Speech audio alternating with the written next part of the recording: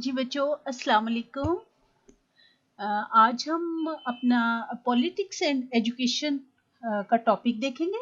ये जो हमारे यूनिट 4 की सोशियोलॉजिकल फाउंडेशन है, उसमें हम देखेंगे कि पॉलिटिक्स की सियासत का तालीम के साथ क्या ताल्लुक है, या ये ताल्लुक कैसा है, और ये कितनी टाइप का होता है, और इसका फ़ायदा क्या होता है। तो आपने फर्स्ट ईयर में पढ़े होंगे, जिसमें आपने तालीम के मुआशी फ़वाइद और तालीम के सियासी फ़ायदे और इसी तरह इल्मी फ़ायदे, ये आपने पढ़ा होगा पार्ट 1 में। तो ये उसी से रिलेटेड है, तो आज हम इसको देखते हैं।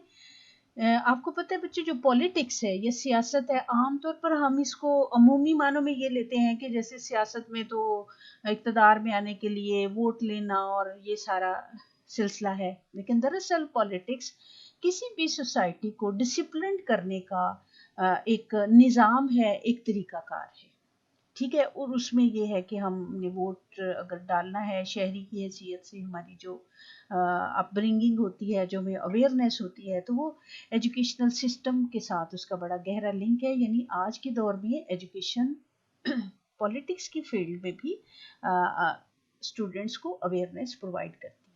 तो आइए हम इसको देखते हैं।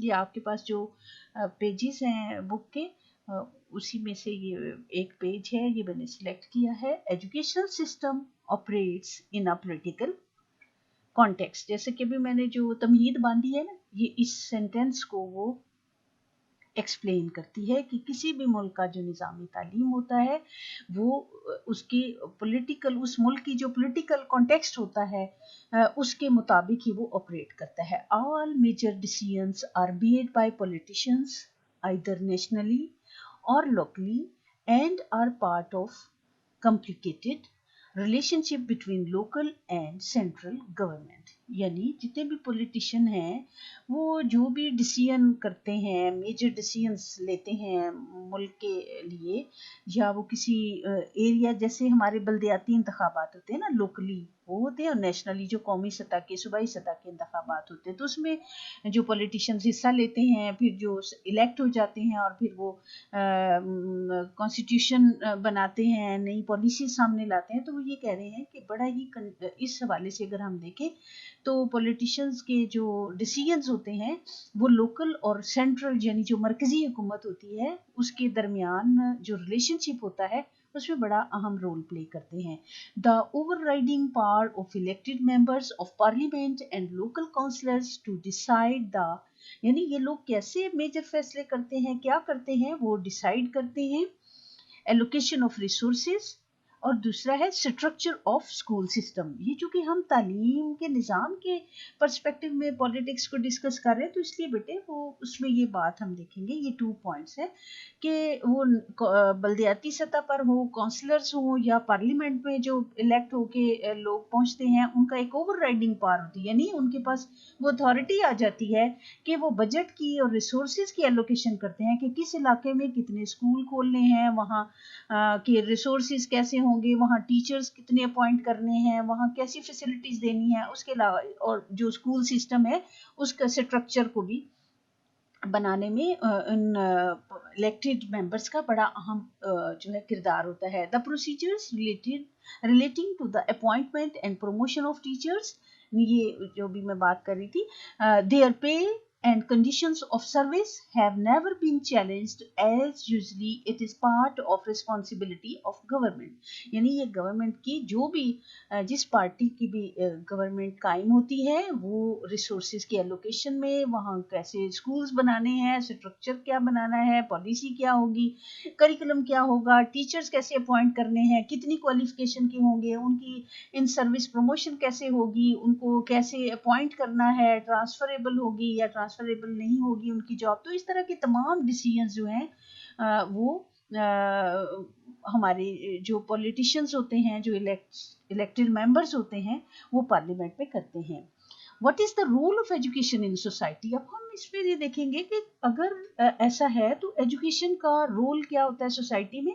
تو ایجوکیشن تو ظاہر ہے ایک بڑا ہی واسٹ ایک ایریا ہے جس کو گورنمنٹ نے دیکھنا ہوتا ہے, لیکن وہ ایجوکیشن کو ایک آلے کے طور پر, ایک ٹول کے طور پر, ذریعے کے طور پر اس کا سیٹ اپ کرتے ہیں, اس کے اسٹرکچر میں موڈیفکیشنز کرتے ہیں, اس میں کچھ جو ہے نئے چیزیں, نئے اسلوب جو ہے وہ متعارف کراتے ہیں, کیونکہ جیسا وہ سوسائٹی کا کو بنانا چاہتے ہیں اس کے مطابق ایجوکیشنل سسٹم میں وہ رد و بدل اور چینجز لے کر رہتے ہیں. اس کے لیے وہ کیا کیا جاتا ہے, it is necessary to place education basically in political perspective, یعنی پولیٹیکل پرسپیکٹو میں دیکھا جاتا ہے کہ ایجوکیشن کیا رول پلے کرے گی. یعنی جو حکومت, جو جماعت, وہ سیاسی جماعت حکومت میں ہوتی ہے, اقتدار میں ہوتی ہے, اس کے پرسپیکٹو, اس کے تناظر میں اس ملک یا سوسائٹی کا جو ایجوکیشنل سسٹم ہے اس میں اس کو گرو اپ کیا جاتا ہے اور اس میں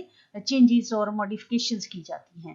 پرسپیکٹو وچ ڈیموکریٹس, اب یہ ڈفرینٹ چیزیں ہیں کہ جیسے فار ایگزامپل اگر ڈیموکریٹک پرسپیکٹو ہوگا, it's ultimate purpose is reinforcement of established patterns of power. ٹھیک ہے, یعنی یہ میں نے انڈر لائن کیا ہوا ہے کہ اگر ڈیموکریٹس ہیں تو وہ کہیں گے کہ جو ڈیموکریٹک پیٹرنز ہیں پاور کے, ان کو ہی اسٹیبلش بھی کیا جائے اور ان کو ری انفورس کیا جائے, ان کو اور زیادہ تقویت دی جائے. Political scientists have not studied drastically the links between formal education and the political order. یعنی جو فارمل ایجوکیشن اور پولیٹیکل آرڈر ہے اس کے درمیان وہ ایک کلوز لنک, کلوز ریلیشن شپ کو اسٹڈی کرتے ہیں اور اس کے مطابق نیو ایجوکیشنل پالیسیز بناتے ہیں. Obviously, the future citizen is socialized into particular societal norms, and presumably he will act as they dictate as long as his socialization has been successful and has the means to structure of his behavior. یعنی ظاہر ہے اس میں سوسائٹیکل جو norms ہوتی ہیں, یعنی جو values ہوتے ہیں, جو معیار ہوتے ہیں اور جو ڈیسیژنز ہوتے ہیں, ان کے مطابق ایکٹ کیا جاتا ہے اور اس کے مطابق socialisation with the help of educational system اس کو پروموٹ کیا جاتا ہے. اور in other words, political socialization is not a neutral process. یعنی یہ نیوٹرل پروسیس نہیں ہوتا پولیٹیکل سوشلائزیشن. نیوٹرل کہتے ہیں جس میں کسی ایک طرف جھکاؤ نہ ہو, لیکن ظاہر ہے جو پولیٹیکل پارٹی اقتدار میں ہوگی اسی کے نارمز کے مطابق سوسائٹیکل نارمز وہ بنائیں گے اور ایجوکیشن کے ذریعے ان کو پروموٹ بھی کریں گے اور ان کو ٹرانسمٹ بھی کریں گے تعلیم کے ذریعے قوم کے نوجوانوں میں اور طالب علموں میں. اس لیے کہ نیوٹرل پروسیس نہیں رہتا, but it has cultural and ideological biases. یعنی یہ نیوٹرل نہیں رہتا, اس میں کلچرل اور آئیڈیولوجیکل بائسز جو ہیں, پریجوڈسز جو ہیں, یعنی خاص جس کو وہ پریفرنس دیتے ہیں, آئیڈیولوجیکلی جس چیز کو بہتر سمجھتے ہیں اپنی پارٹی کے نقطہ نظر کے مطابق, اسی کے مطابق وہ تعلیم میں تبدیلیاں لے کر آتے ہیں. This is a fact that politics and education has positive correlation ship. یعنی اس طرح ہم دیکھیں تو ان کا ایک پازیٹیو کوریلیشن شپ ہے, یعنی آپس میں جو باہمی ان کا تعلق ہے, انٹریکشن ہے ان کے بیچ میں.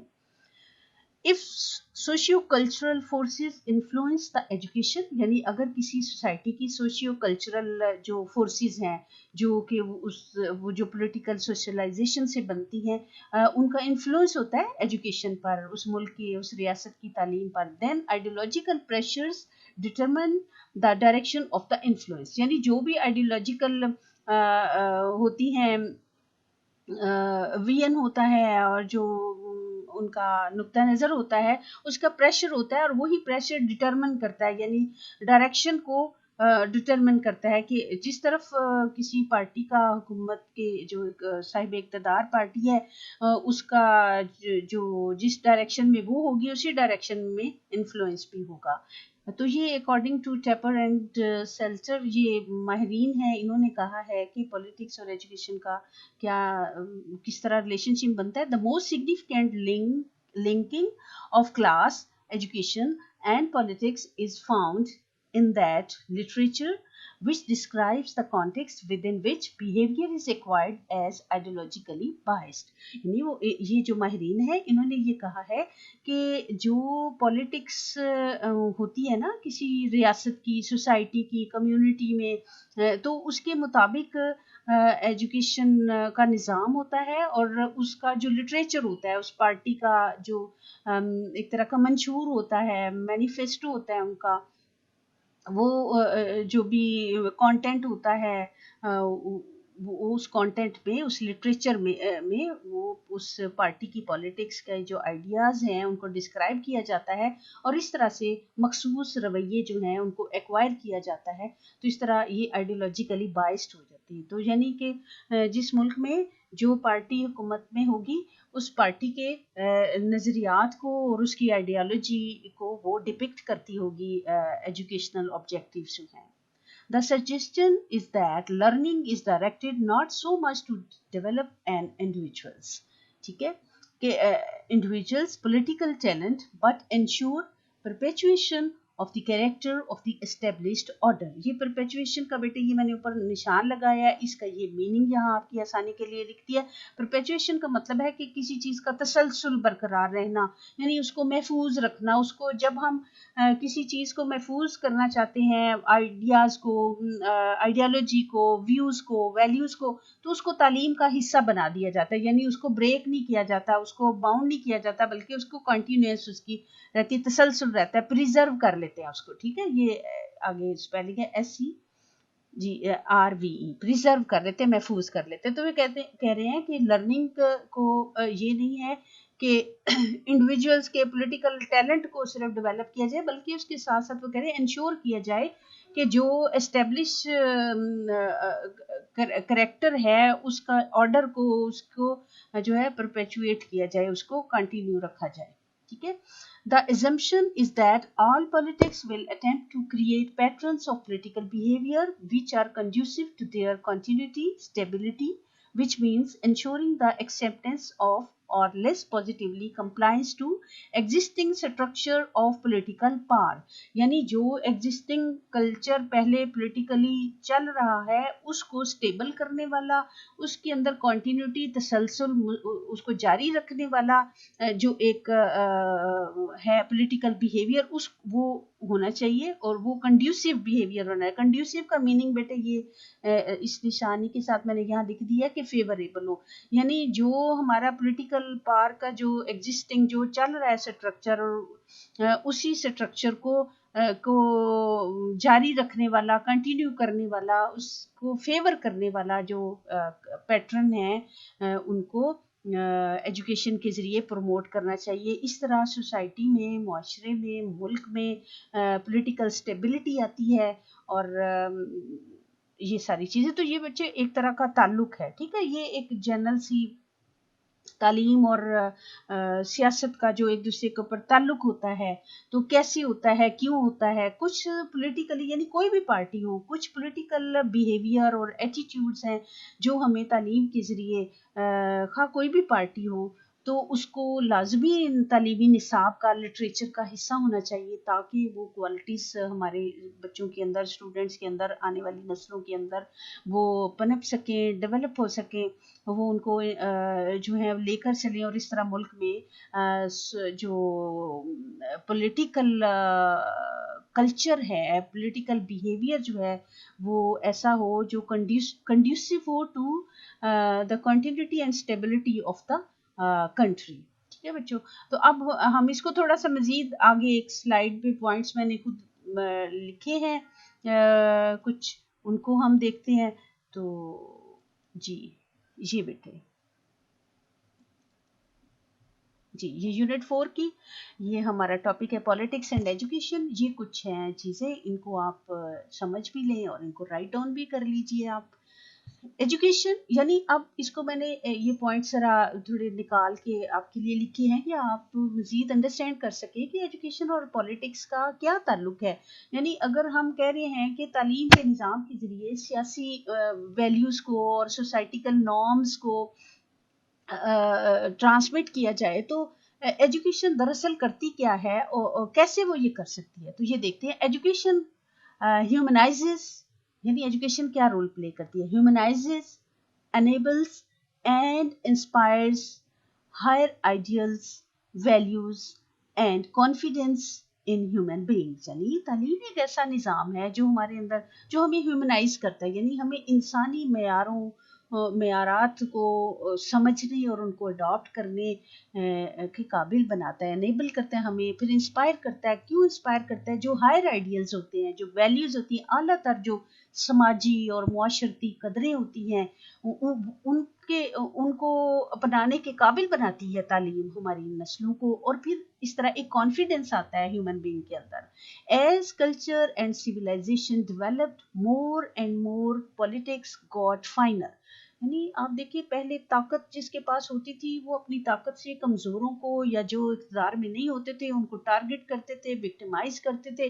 लेकिन अब एजुकेशन की वजह से कल्चर में तब्दीली आ गई, सिविलाइजेशन डेवलप हो गई है, तो अब जो है politics more and more God फाइनर, यानी फाइन हो गई है, इसमें बेहतरी आ गई है। और कैसे बेहतरी आई है? Riches together with humanising influence from education, यानी उसने तालीम के निज़ाम से उसके अंदर फाइननेस आई है, रिफाइन हो गया है। एंड इन रिटर्न, और इससे फिर क्या हुआ है? Return politics provided respectable attitudes towards education, यानी आप पॉलिटिक्स में भी एजुकेशन के लिए एक रिस्पेक्टेबल एटीट्यूड जो है वो डेवलप हो गया है। Thus education and politics are not contradictory, यानी अब आज के दौर में जबकि सिविलाइजेशन जो है वो बड़ी ज़्यादा हो गई है, तहजीब आ गई है, तो अब एजुकेशन और पॉलिटिक्स में कोई कंट्राडिक्शन नहीं रही, कोई तजाद या इख्तलाफ नहीं रहा। They are, यानी education and politics are integrally correlated and are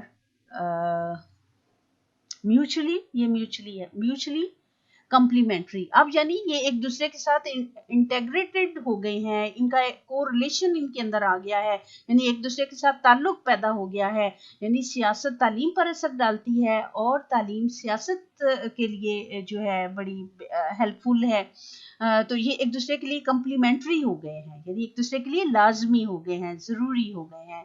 both M to, यानी इन दोनों का, एजुकेशन और पॉलिटिक्स का एम क्या है? To bring out the full development of individuality as well as national progress for all human beings. यानी अब education और पॉलिटिक्स दोनों का एक बुनियादी मकसद ये हो गया है कि ऐसी डेवलपमेंट की जाए जिससे इंडिविजुअलिटी जो है वो भी ग्रो करे और उसके साथ साथ नेशनल प्रोग्रेस के लिए भी तमाम ह्यूमन बीइंग जो है वो तैयार हो सके। अब ये बच्चों कुछ मैंने चंक्स यहाँ पर आपके लिए लिखे हैं, बात की है इन पर, तो इनको मैं ब्रीफली बताती जाती हूँ, तो आप इनको ज़रा ये पॉइंट्स आप याद कर लीजिएगा। ये है control of politics on education, यानी ये जो हम ऊपर बात कर रहे हैं ना कि दोनों का एक दूसरे पर असर होता है, दोनों एक दूसरे के साथ कोरिलेटेड है एजुकेशन एंड पॉलिटिक्स, तो किस तरह ये कंट्रोल है पॉलिटिक्स का एजुकेशन पर। ठीक है, तो पॉलिटिक्स का एजुकेशन पर इस तरह कंट्रोल है कि नंबर 1 पॉइंट है कॉन्स्टिट्यूशनल कंट्रोल है। पॉलिटिक्स का एजुकेशन पर क्या है?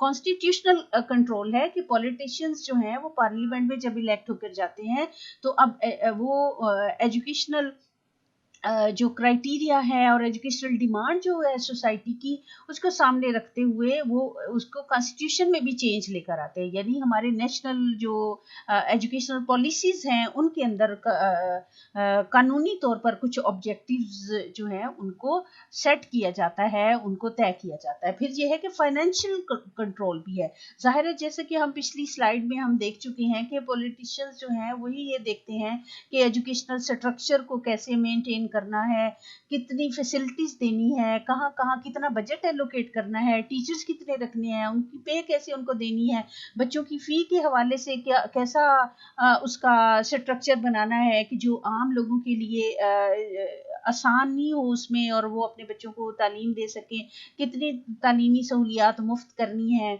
और ये तमाम चीज़ें जो है फाइनेंशियल कंट्रोल में आ जाती है। फिर एजुकेशनल कंट्रोल आ जाता है। एजुकेशनल कंट्रोल में ये है कि क्या जनरल एजुकेशन कैसी होगी, बेसिक एजुकेशन होगी, उसका ड्यूरेशन कैसा होगा, एग्जामिनेशन सिस्टम कैसा होगा, फिर प्रोफेशनल एजुकेशन होगी, वोकेशनल एजुकेशन होगी, ट्रेनिंग्स होंगी, तो ये तमाम एजुकेशन ये डिसीजन भी पॉलिटिशियंस करते हैं। फिर है एडमिनिस्ट्रेटिव, یعنی ایڈمنسٹریٹو کنٹرول سے جیسے وزیر تعلیم ہوتا ہے، پھر اس کے تحت پھر ہر صوبے میں ہر ضلع میں ایک ایڈمنسٹریٹو اسٹرکچر بنایا جاتا ہے کہ اس میں وہ سینٹرل ہوگا یا اس کو ڈی سینٹرلائز کیا جائے گا. تو ایڈمنسٹریٹو ڈیسیژنز جو ہیں ان کے حوالے سے بھی پالیٹکس کا ایجوکیشن پر کنٹرول ہوتا ہے. ٹھیک ہے بیٹے، یہ میں نے بس بریفلی کیا ہے کہ آپ کو یہ سمجھ آ جائے اور اسی طرح آپ نے اس کو ڈسکس کرنا ہے.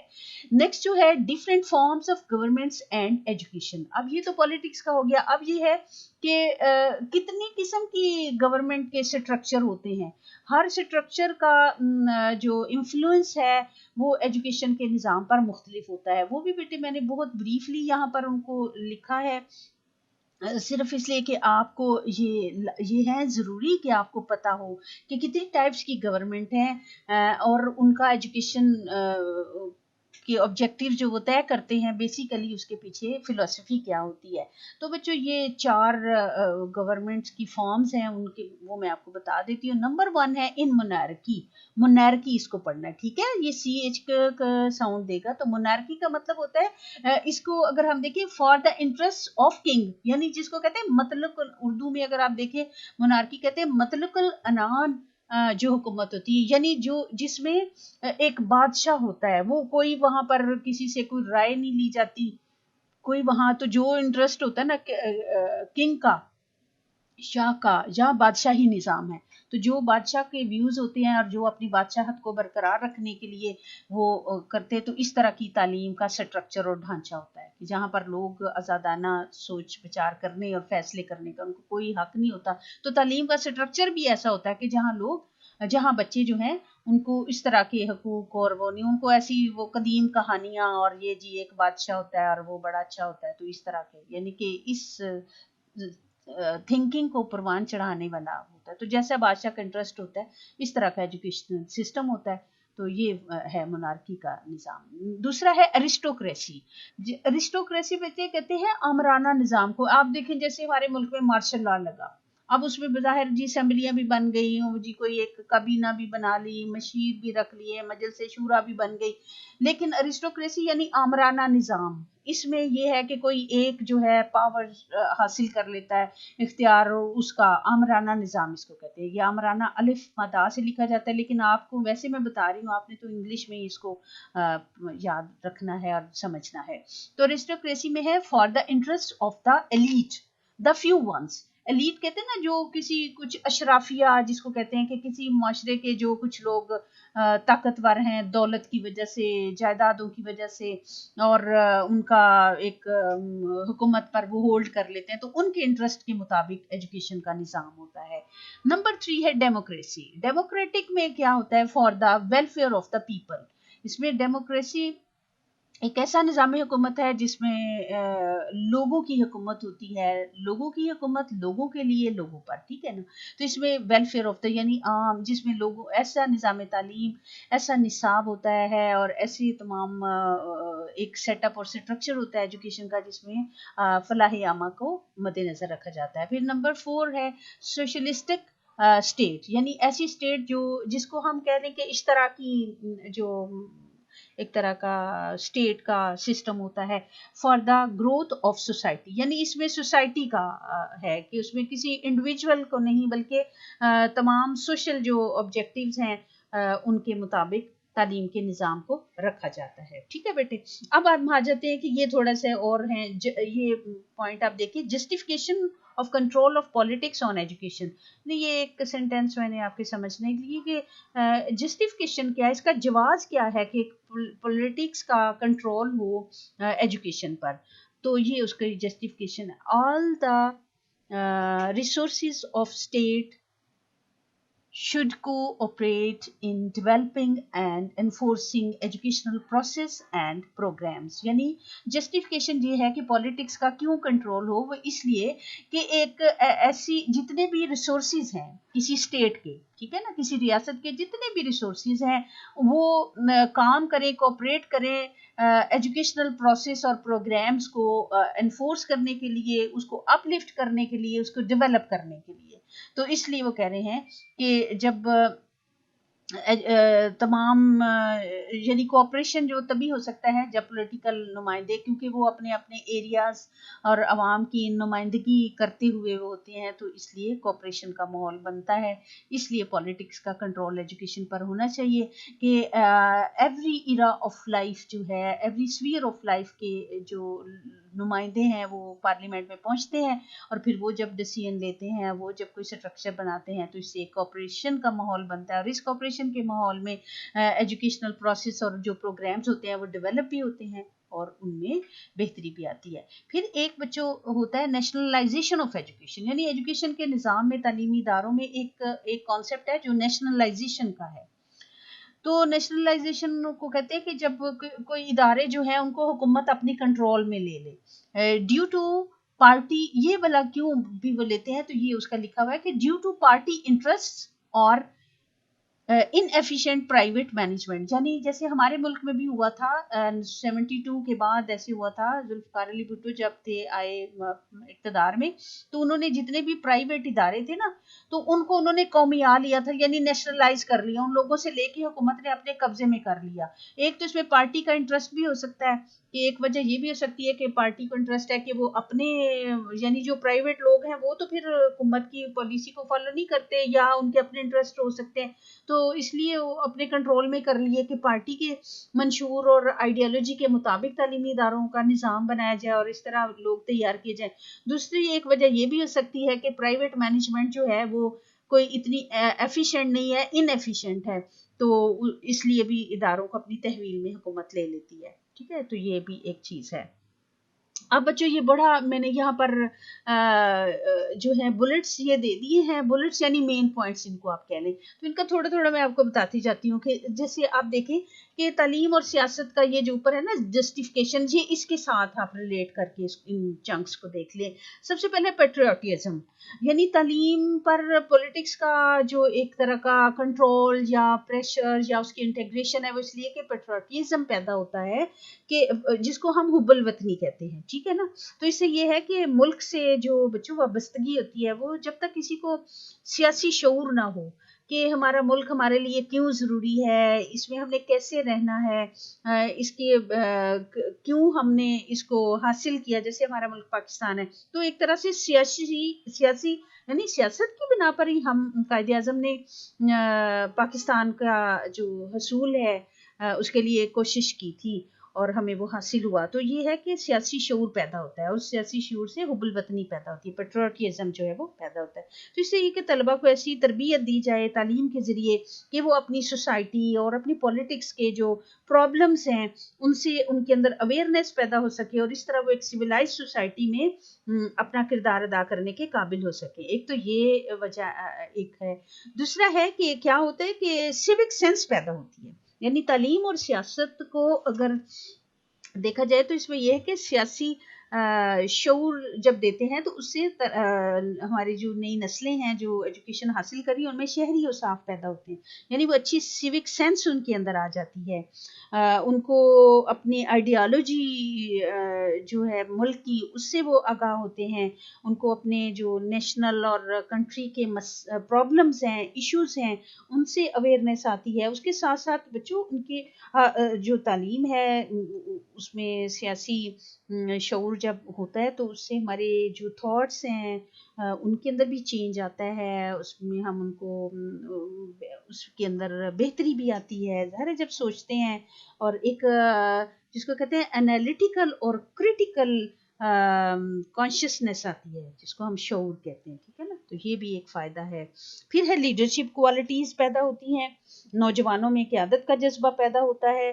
तो इसलिए सियासत का, पॉलिटिक्स का, एजुकेशन पर जो कंट्रोल है उसमें स्टूडेंट्स की लीडरशिप क्वालिटीज़ को एनहांस किया जाता है। ऐसी सरगर्मियाँ होती हैं जिनमें लीडरशिप क्वालिटीज़ उभर कर सामने आती हैं।